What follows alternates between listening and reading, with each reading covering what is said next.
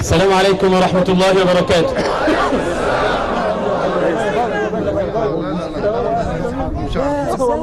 الحمد لله رب العالمين حمدا كثيرا طيبا مباركا فيه، وصلى الله وسلم وبارك على نبينا محمد وعلى آله وصحبه أجمعين، وعلى التابعين وتابعيهم بإحسان إلى يوم الدين.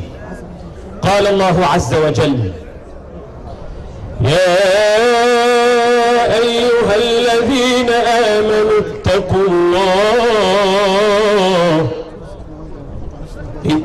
الله حق تقاته ولا تموتن إلا وأنتم مسلمون، واعتصموا بحبل الله جميعا ولا تفرقوا، واعتصموا بحبل الله جميعا ولا تفرقوا، واذكروا نعمة الله عليكم إذ كنتم أعداء فألف بين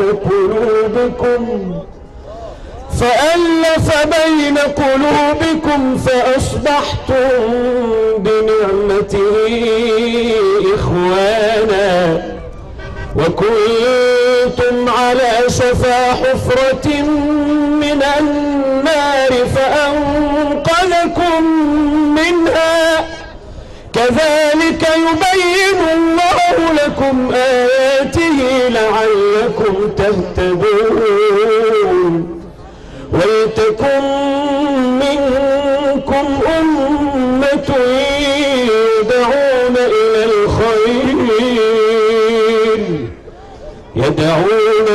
الخير ويأمرون بالمعروف وينهون عن المنكر، وأولئك هم المفلحون. ولا تكونوا كالذين تفرقوا واختلفوا من بعد ما جاءهم البينات، وأولئك لهم عذاب عظيم. يوم تبيض وجوه وتسود وجوه،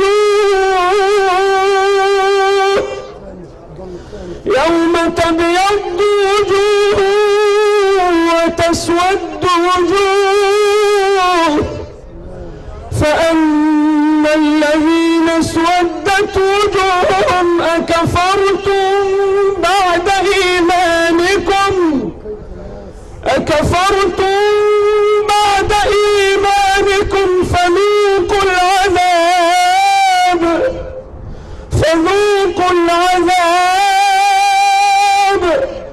فذوقوا العذاب بما كنتم تكفرون. وأما الذين ابيضت وجوههم ففي رحمة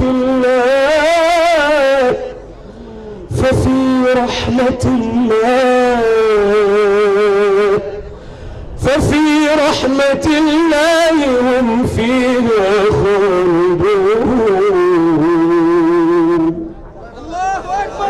الله أكبر، الله أكبر، الله أكبر، الله أكبر. أيها الجمع الكريم المبارك، حياكم الله وبارك الله فيكم وأيدكم بنصره. وما زلت أقول أنتم في رباط بإذن الله عز وجل. وقفتكم هذه سبب في خير كثير وردع لشر كثير.